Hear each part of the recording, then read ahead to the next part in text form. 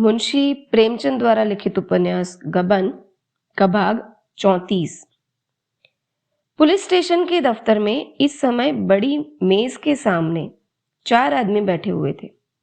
एक दारोगा थे, गोरे से, शौकीन, जिनकी बड़ी बड़ी आंखों में कोमलता की झलक थी। उनके बगल में नायब दरोगा थे। ये सिख थे, बहुत हंसमुख, सजीवता के पुतले, गेहुआ रंग, सुडौल सुगठित शरीर और सिर पर केश था, हाथों में कड़े, पर सिगार से परहेज नहीं करते थे। मेज की दूसरी तरफ इंस्पेक्टर और डिप्यूटी सुपरिंटेंडेंट बैठे हुए थे। इंस्पेक्टर अधेड़, सांवला, लंबा आदमी था। कौड़ी की सी आंखें थी, फूले हुए गाल और ठिगना कदम। डिप्यूटी सुपरिंटेंडेंट लंबा, छरहरा जवान था, बहुत ही विचारशील और अल्पभाषीय। इसकी लंबी नाक और ऊंचा मस्तक उसकी कुलीनता के साक्षी थे। डिप्टी ने सिगार का एक कश लेकर कहा, बाहरी गवाहों से काम नहीं चल सकेगा, इनमें से किसी को अप्रूवर बनना होगा और कोई ऑल्टरनेटिव नहीं है। इंस्पेक्टर ने दरोगा की ओर देखकर कहा, हम लोगों ने कोई बात उठा तो नहीं रखी, हलफ से कहता हूं, सभी तरह के लालच देकर हार गए। सबों ने ऐसी गुट कर रखी है कि कोई टूटता ही नहीं। हमने बाहर के गवाहों को भी आजमाया, पर सब कानों पर हाथ रखे हुए। डिप्टी बोला, उस मारवाड़ी को फिर आजमाना होगा, उसके बाप को बुलाकर खूब धमकाइए, शायद इसका कुछ दबाव पड़े।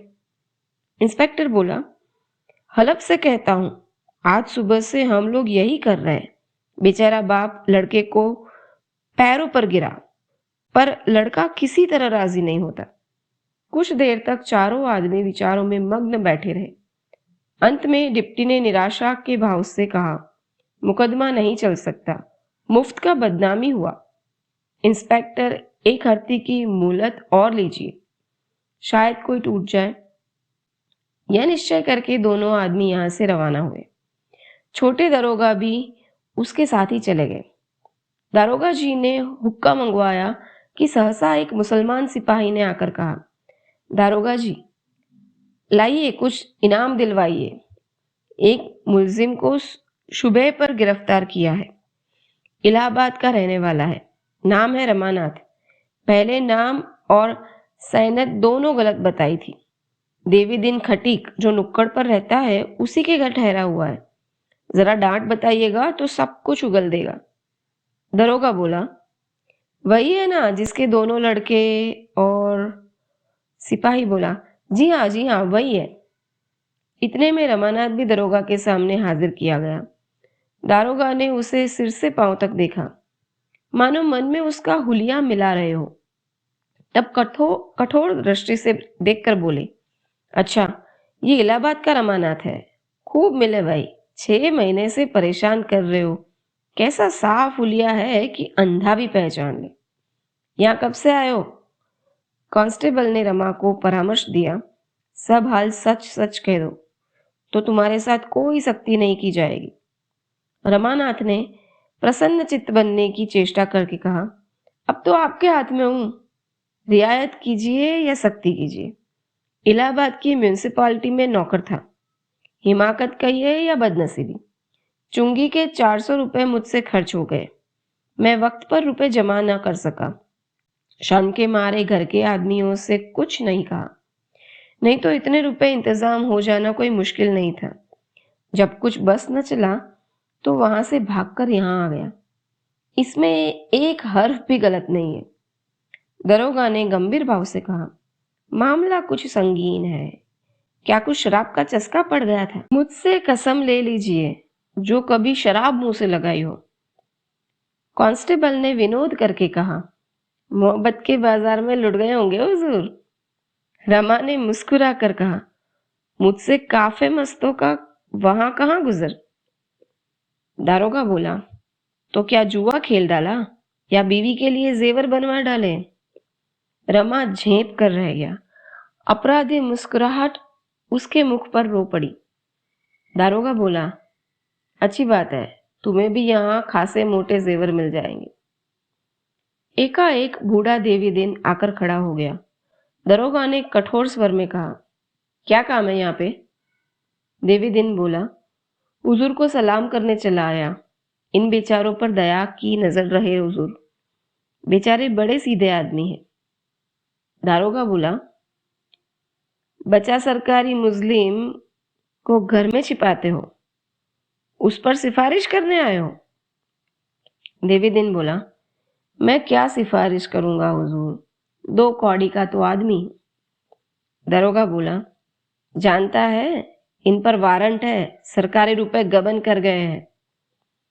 देवी दिन बोला, हुजूर भूल चूक आदमी से ही तो होती है, जवानी की उम्र है ही, खर्च हो गए होंगे। यह कहते हुए देवी दिन ने 5 गिन्नियां कमर से निकालकर मेज पर रख दी। दारोगा ने तड़प कर कहा, यह क्या है? देवी दिन ने कहा, कुछ नहीं है हुजूर।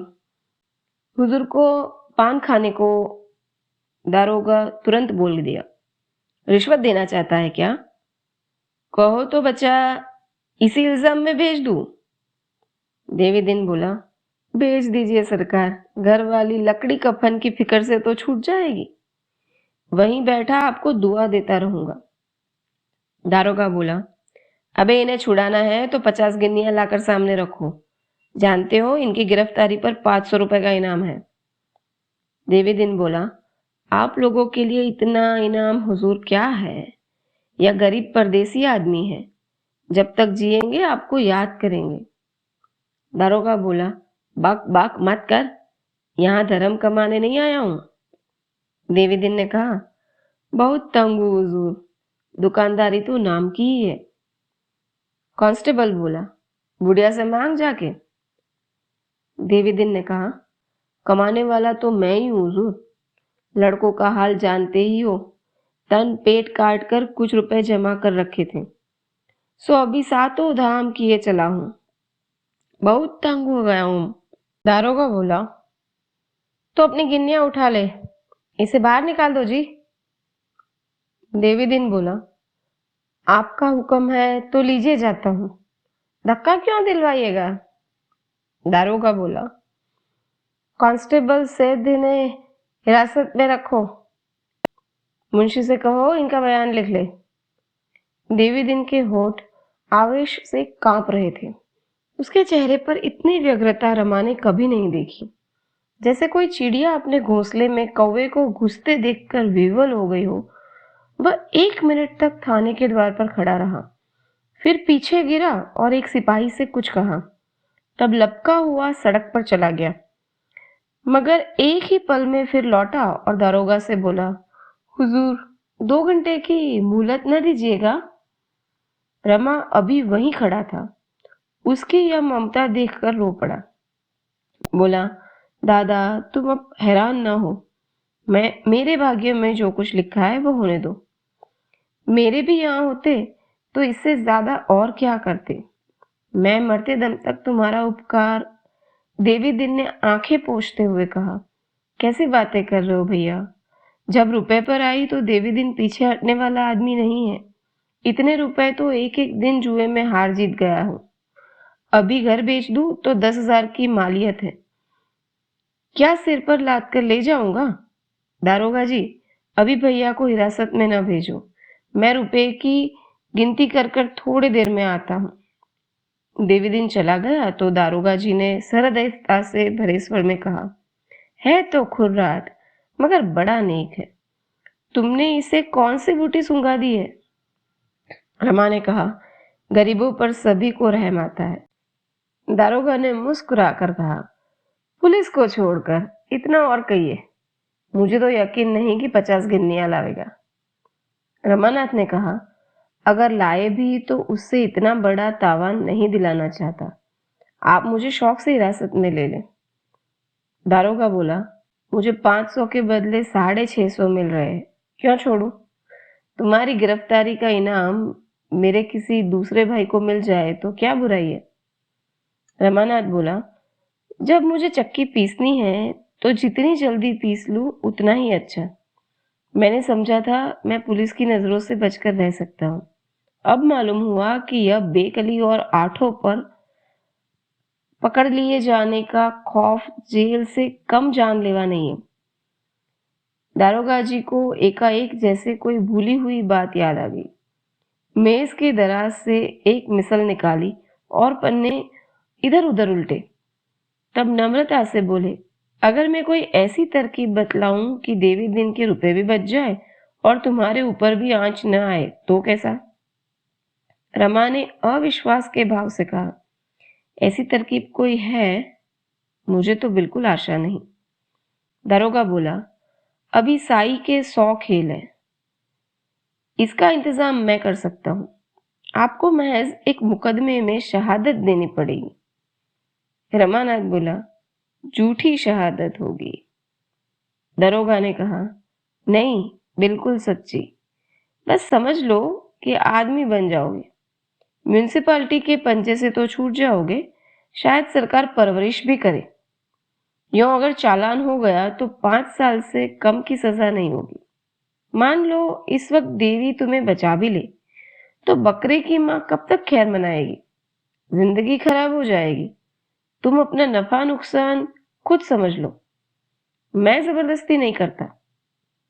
दारोगा जी ने डकैती का वृत्तांत कह सुनाया। रमा ऐसे कई मुकदमे समाचार पत्रों में पढ़ चुका था। संशय के भाव से बोला, तो मुझे मुखबिर बनना पड़ेगा और ये कहना पड़ेगा कि मैं इन डकैतियों में शरीक था। ये तो झूठी शहादत हुई। दारोगा बोला, मामला बिल्कुल सच्चा है। आप बेगुनाहों को न फंसाएंगे। वही लोग जेल जाएंगे जिन्हें जाना चाहिए। फिर झूठ कहाँ रहा? डाकुओं के डर से यहाँ के लोग शहादत देने पर राजी नहीं होते। बस और कोई बात नहीं। ये मैं मानता हूं कि आपको कुछ झूठ बोलना पड़ेगा, लेकिन आपकी जिंदगी बनी जा रही है। इसके लिहाज से तो इतना झूठ कोई चीज नहीं। खूब सोच लीजिए, शाम तक जवाब दीजिएगा। रमा के मन में बात बैठ गई। अगर एक बार झूठ बोलकर वह अपने पिछले कर्मों का प्रायश्चित कर सके और भविष्य भी सुधार ले, तो पूछना ही क्या? जेल से तो वो बच जाएगा। इसमें बहुत आगा पीछा की जरूरत ही नहीं। हाँ, इसका निश्चय हो जाना चाहिए कि उस पर फिर म्यूनिसिपालिटी अभियोग न चलाएगी और उसे कोई जगह अच्छी मिल जाएगी। वह जानता था पुलिस की गरज है और वह मेरी कोई वाजिब शर्त अस्वीकार न करेगी। इस तरह बोला मानो उसकी आत्मा धर्म और अधर्म के संकट में पड़ी हुई है। मुझे यही डर है कि कहीं मेरी गवाही से बेगुनाह लोग फंस न जाएं। दारोगा ने कहा, इसका मैं आपको इत्मीनान दिलाता हूं। रमानाथ ने कहा, लेकिन कल को म्यूनिसिपालिटी मेरी गर्दन ना पे तो मैं किसे पुकारूंगा? दारोगा ने कहा, मजाल है, म्यूनिसिपालिटी चूं कर सके। गौजदारी के मुकदमे में मुद्दई तो सरकार ही होगी। जब सरकार आपको मुआफ कर देगी तो मुकदमा कैसे चलाएगी? आपको तहरीरी मुआफीनामा दे दिया जाएगा साहब। रमानाथ बोला, और नौकरी? दारोगा ने कहा, वह सरकार आप इंतजाम करेगी। ऐसे आदमियों को सरकार खुद अपना दोस्त बनाए रखना चाहती है।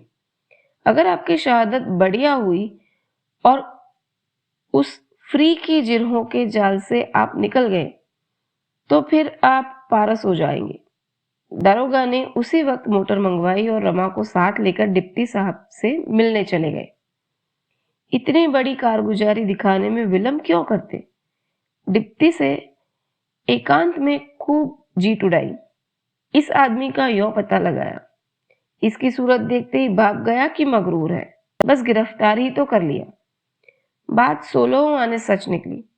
निगाह कहीं चूक सकती है। हुजूर, मुजरिम की आंखें पहचानता हूं। इलाहाबाद की म्यूनिसिपालिटी के रुपए गबन करके भागा है। इस मामले में शहादत देने को तैयार है। आदमी पढ़ा लिखा, सूरत का शरीफ और ज़हीन है। डिप्टी ने संदिग्ध भाव से कहा, हाँ, आदमी तो होशियार मालूम होता है, मगर मुआफीनामा लिए बगैर इसे हमारा एतबार न होगा। कहीं इसे यह शुबहा हुआ कि हम लोग इसके साथ कोई चाल चल रहे हैं तो ये साफ निकल जाएगा। डिप्टी बोला, ये तो होगा ही, गवर्नमेंट से इसके बारे में बातचीत करना होगा। आप टेलीफोन मिलाकर इलाहाबाद पुलिस से पूछिए कि इस आदमी पर कैसा मुकदमा है। यह सब तो गवर्नमेंट को बताना होगा। दारोगा जी ने टेलीफोन डायरेक्टरी देखी, नंबर मिलाया और बातचीत शुरू की। डिप्टी ने बोला, क्या बोला? दारोगा ने जवाब दिया, कहता है यहाँ इस नाम के किसी आदमी पर मुकदमा नहीं है। डिप्टी ने कहा, यह कैसा है भाई, कुछ समझ में नहीं आता। इसने नाम तो नहीं बदल दिया? दारोगा बोला, कहता है म्यूनिसिपैलिटी में किसी ने रुपए गबन नहीं किए, कोई मामला नहीं है। डिप्टी बोला, ये तो बड़ा ताज्जुब का बात है।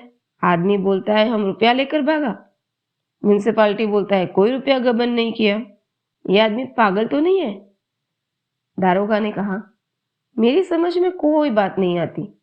अगर कह दे कि तुम्हारे ऊपर कोई इल्जाम नहीं है तो फिर उसकी गर्द भी नहीं मिलेगी। अच्छा, म्यूनिसिपैलिटी के दफ्तर से पूछिए। दारोगा ने फिर नंबर मिलाया, सवाल जवाब होने लगा। दारोगा ने कहा, आपके यहाँ रमानाथ कोई क्लर्क था? जवाब में आया, जी हाँ था। दारोगा ने कहा, वह कुछ रुपए गबन करके भागा है? जवाब मिला, नहीं, वह घर से भागा है पर गबन नहीं किया। क्या वह आपके यहाँ है? दारोगा ने कहा, जी हाँ, हमने उसे गिरफ्तार किया है। वह खुद कहता है कि मैंने रुपए गबन किए। बात क्या है? जवाब मिला कि पुलिस तो लाल बुझक्कड़ है, जरा दिमाग लड़ाइए। दारोगा बोला, यहाँ तो अक्ल काम नहीं करती। जवाब मिला, यही क्या, कहीं भी काम नहीं करती। सुनिए, रमानाथ ने मिजान लगाने में गलती की, वो डरकर भागा है। बात को मालूम हुआ कि तहसील में कोई कमी नहीं थी। आई समझ में बात? डिप्टी बोला, अब क्या करना होगा खां साहब, चिड़िया हाथ से निकल गया। दारोगा ने कहा, निकल कैसे जाएगी हुजूर, रमानाथ से यह बात कही ही क्यों जाए। बस उसे किसी ऐसे आदमी से मिलने न दिया जाए जो बाहर की खबरें पहुंचा सके। घर वालों को उसका पता अब लग जाएगा ही, कोई ना कोई जरूर उसकी तलाश में आवेगा। किसी को न आने दे, तहरीर में कोई बात न लाई जाए, जबानी इम्तिनान दिला दिया जाए, कह दिया जाए कि कमिश्नर साहब को माफीनामा के लिए रिपोर्ट की गई है। इंस्पेक्टर साहब से भी राय ले ली जाए। इधर तो यह लोग सुपरिंटेंडेंट से परामर्श कर रहे थे, उधर 1 घंटे में देवी दिन लौटकर थाने आया तो कांस्टेबल ने कहा, दरोगा जी तो साहब के पास गए। देवी दिन ने घबराकर कहा, तो बाबूजी को हिरासत में डाल दिया? कांस्टेबल ने कहा, नहीं नहीं, उन्हें भी साथ ले गए। देवी दिन ने सिर पिटकर कहा, पुलिस वालों की बात का कोई भरोसा नहीं। कहा गया कि 1 घंटे में रुपए लेकर आता हूं, मगर इतना भी सब्र न हुआ। सरकार से 5 ही 100 तो मिलते थे, मैं 600 देने को तैयार हूं। हाँ, सरकार में कारगुजारी हो जाएगी और क्या, वहीं से उन्हें प्रयागराज भेजेंगे। मुझसे भेंट भी न होगी, बुढ़िया रो रो कर मर जाएगी। यह कहता हुआ देवी दिन वहीं जमीन पर बैठ गया। कांस्टेबल ने पूछा, तो यहाँ कब तक बैठे रहोगे? देवी दिन ने मानो कोड़ों की काट से आहत होकर कहा, अब तो दरोगा जी से 2-2 बातें करके ही जाऊंगा, चाहे जेल ही जाना पड़े, पर फटकारूंगा जरूर, बुरी तरह फटकारूंगा। आखिर उनके भी तो बाल बच्चे होंगे, क्या भगवान से जरा भी नहीं डरते? तुमने बाबूजी को जाती बार देखा था, बहुत रंजीदा थे। कांस्टेबल ने बोला, रंजीदा तो नहीं थे, खासी तरह हंस रहे थे। दोनों जने मोटर में बैठकर गए हैं। देवी दिन ने अविश्वास के भाव से कहा, हंस क्या रहे होंगे बेचारे, मुंह से चाहे हंस ले, दिल तो रोता ही होगा। देवी दिन को यहाँ बैठे 1 घंटा भी नहीं हुआ था कि सहसा जग्गो आ खड़ी हुई। देवी दिन को द्वार पर बैठे देखकर बोली, तुम यहाँ क्या करने लगे, भैया कहाँ है? देवी दिन ने मर्माहत होकर कहा, भैया को ले गए सुपरिंटेंडेंट के पास, न जाने भेंट होती है कि ऊपर ही ऊपर परागराज भेज दिए जाते हैं। जग्गो बोली, दरोगा जी भी बड़े वो हैं। कहा था कि इतना लेंगे, कहाँ लेकर चल दिए? देवी दिन ने बोला, इसलिए तो बैठा हूं कि आवे तो दो दो बातें कर लूं। जग्गो बोली, हाँ फटकार ना जरूर। जो अपनी बात का नहीं वो अपने बाप का क्या होगा? मैं तो खरी कहूंगी, मेरा क्या कर लेंगे? देवी दिन बोला, दुकान पर कौन है? जग्गो बोली, बंद करके आई हूं। अभी बेचारे ने कुछ खाया भी नहीं, सवेरे से वैसे ही है। चूल्हे में जाए वह तमाशा, और उसके टिकट लेने तो जाते थे, न घर से निकलते तो काहे को यह बला सिर पड़ती। देवी दिन बोला, जो उधार ही से पराग भेज दिया तो? जग्गो बोली, तो चिट्ठी तो आवेगी ही, चलकर वहीं देखावेंगे। देवी दिन आंखों में आंसू भरकर बोला, सजा हो जाएगी?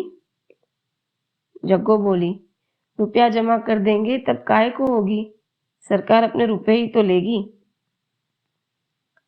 देवी दिन ने कहा, नहीं पगली, ऐसा नहीं होता। चोर माल लौटा दे तो वह छोड़ थोड़े ही दिया जाता है। जग्गो ने परिस्थिति की कठोरता अनुभव करके कहा, दारोगा जी। वह अभी बात भी पूरी न करने पाई थी कि दारोगा जी की मोटर सामने आ पहुंची। इंस्पेक्टर साहब भी थे। रमा इन दोनों को देखते ही मोटर से उतरकर आया और प्रसन्न मुख से बोला, तुम यहाँ देर से बैठे हो क्या दादा? आओ कमरे में चलो। अम्मा, तुम कब आई? दारोगा जी ने विनोद करके कहा, कहो चौधरी, लाए रुपए? देवी दिन ने कहा, जब यह कहा गया कि मैं थोड़ी देर में आता हूं तो आपको मेरी राह देख लेनी चाहिए थी। चलिए अपने रुपये लीजिए। दारोगा जी बोले, खोद कर निकाले होंगे? देवी दिन ने कहा, आपके अकबाल से 1500 भी अभी ऊपर ही निकल सकते हैं, जमीन खोदने की जरूरत नहीं पड़ी। चलो भैया, बुढ़िया कब से खड़ी है, मैं रुपए चुका कर आता हूं। ये तो इंस्पेक्टर साहब थे ना, पहले इसी थाने में थे। दारोगा ने कहा, तो भाई अपने रुपए ले जाकर उसी हांडी में रख दो। अफसरों की सलाह हुई कि इन्हें छोड़ना न चाहिए, मेरे बस की बात नहीं है। इंस्पेक्टर साहब तो पहले ही दफ्तर में चले गए थे। ये तीनों आदमी बातें करते उसके बगल वाले कमरे में गए। देवी दिन ने दरोगा की बात सुनी तो मोहे तिरछी हो गई। बोला, दरोगा जी, मर्दों की एक बात होती है, मैं तो यही जानता हूं। मैं रुपए आपके हुक्म से लाया हूं, आपको अपना कॉल पूरा करना पड़ेगा। कह के मुकर जाना नीचों का काम है। इतने कठोर शब्द सुनकर दरोगा जी को भन्ना जाना चाहिए था, पर उन्होंने जरा भी बुरा नहीं माना। हंसते हुए बोले, भाई अब चाहे नीच कहो चाहे दगाबाज कहो, पर हमें इन्हें नहीं छोड़ सकते। ऐसे शिकार रोज नहीं मिलते। कॉल के पीछे अपनी तरक्की नहीं छोड़ सकता। दरोगा के हंसने पर देवी दिन और भी तेज हुआ। तो आपने कहा किस मुंह से था?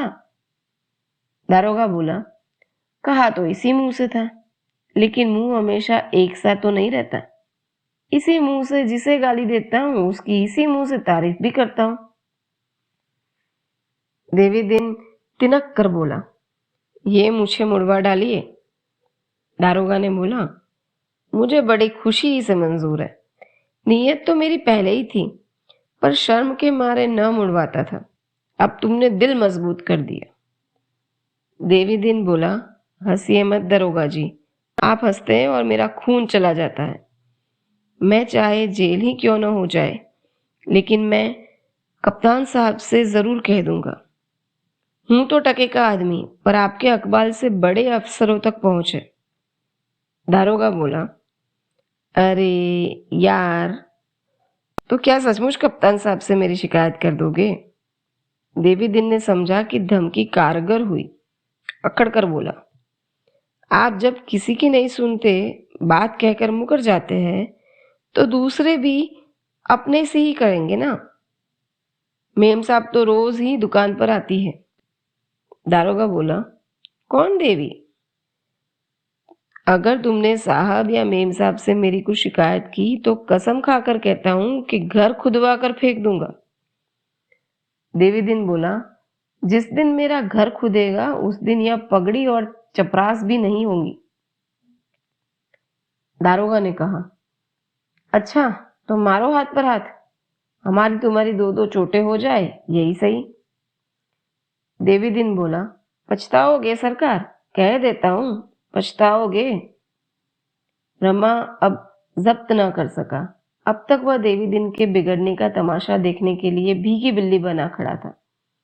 कह कहा मारकर बोला, दादा दरोगा जी तुम्हें चिढ़ा रहे हैं। हम लोगों में ऐसी सलाह हो गई है कि मैं बिना कुछ लिए दिए ही छूट जाऊंगा, ऊपर से नौकरी भी मिल जाएगी। साहब ने पक्का वादा किया है, मुझे अब यहीं रहना होगा। देवी दिन ने रास्ता भटके हुए आदमी की भांति कहा, कैसी बात है भैया, क्या कहते हो? क्या पुलिस वालों के चकमे में आ गए? इसमें कोई ना कोई चाल जरूर छिपी होगी। रमा ने इत्मीनान के साथ कहा, और बात नहीं, एक मुकदमे में शहादत देनी पड़ेगी। देवी दिन ने संशय से सिर हिलाकर कहा, झूठा मुकदमा होगा। रमानाथ ने बोला, नहीं दादा, बिल्कुल सच्चा मामला है, मैंने पहले ही पूछ लिया है। देवी दिन की शंका शांत नहीं हुई। वो बोला, मैं इस बारे में और कुछ नहीं कह सकता भैया, जरा सोच समझ कर काम करना। अगर मेरे रुपये को डरते हो तो यही समझ लो कि देवी दिन ने अगर रुपयों की परवाह की होती तो आज लखपति होता। इन्हीं हाथों से 100-100 रुपए रोज कमाए और सब के सब उड़ा दिए हैं। किस मुकदमे में शहादत देनी है, कुछ मालूम हुआ? दरोगा जी ने रमा को जवाब देने का अवसर न देकर कहा, वही डकैतियों वाला मामला है जिसमें कई गरीब आदमियों की जान गई थी। इन डाकुओं ने सूबे भर में हंगामा मचा रखा था। उनके डर के मारे कोई आदमी गवाही देने पर राजी नहीं होता। देवी दिन ने उपेक्षा के भाव से कहा, अच्छा तो ये मुखबिर बन गए? यह बात है, इसमें तो जो पुलिस सिखाएगी वही तुम्हें करना पड़ेगा और कहना भी पड़ेगा। भैया मैं छोटी समझ का आदमी हूं, इन बातों का मर्म क्या जानूं, पर मुझसे मुखबिर बनने को कहा जाता तो मैं नहीं बनता, चाहे कोई लाख रुपया देता। बाहर के आदमी को क्या मालूम कि कौन अपराधी है कौन बेकसूर है। 2-4 अपराधियों के साथ 2-4 बेकसूर भी जरूर होंगे। दरोगा बोला, हरगिज नहीं, जितने आदमी पकड़े गए हैं सब पक्के डाकू हैं। देवी दिन बोला, ये तो आप कहते हैं ना, हमें क्या मालूम। दारोगा बोला, हम लोग बेगुनाहों को फंसाएंगे ही क्यों, ये तो सोचो। देवी दिन बोला, यह सब भुगते बैठा हूं दरोगा जी, इससे तो यही अच्छा है कि आप इनका चालान कर दें, 1-2 साल का जेल ही तो होगा। एक अधर्म के दंड से बचने के लिए बेगुनाहों का खून तो सिर पर न चढ़ेगा। रमा ने भीरुता से कहा, मैंने खूब सोच लिया है दादा, सब कागज देख लिए हैं, इसमें कोई बेगुनाह नहीं है। देवी दिन ने उदास होकर कहा, होगा भाई, जान भी तो प्यारी होती है। यह कहकर वह पीछे घूम पड़ा। अपने मनोभावों को इससे स्पष्ट रूप से वह प्रकट न कर सकता था। एकाएक उसे एक बात याद आ गई। मुड़कर बोला, तुम्हें कुछ रुपए दे जाओ। रमा ने खिसिया कर कहा, क्या जरूरत है? दारोगा बोला, आज से इन्हें यही रहना पड़ेगा। देवी दिन ने कर्कश स्वर में कहा, हाँ हुजूर, इतना तो जानता हूं, इनकी दावत होगी, बंगला रहने को मिलेगा, नौकर मिलेंगे, मोटर मिलेगी, यह सब जानता हूं। कोई बाहर का आदमी इनसे मिलने न पावेगा, न ये अकेले आ जा सकेंगे, यह सब देख चुका हूं। यह कहता हुआ देवी दिन तेजी से कदम उठाता हुआ चल दिया, मानो वहां उसका दम घुट रहा हो। दरोगा ने उसे पुकारा, पर उसने फिरकर नहीं देखा। उसके मुख पर पराभूत वेदना छाई हुई थी। जग्गो ने पूछा, भैया नहीं आ रहे क्या? देवी दिन ने सड़क की ओर ताकते हुए कहा, भैया अब नहीं आएंगे, वह अपने ही अपने न हुए तो बेगाने को तो बेगाने ही हैं। वह चला गया। बुढ़िया भी पीछे पीछे भुन भुनाती चली।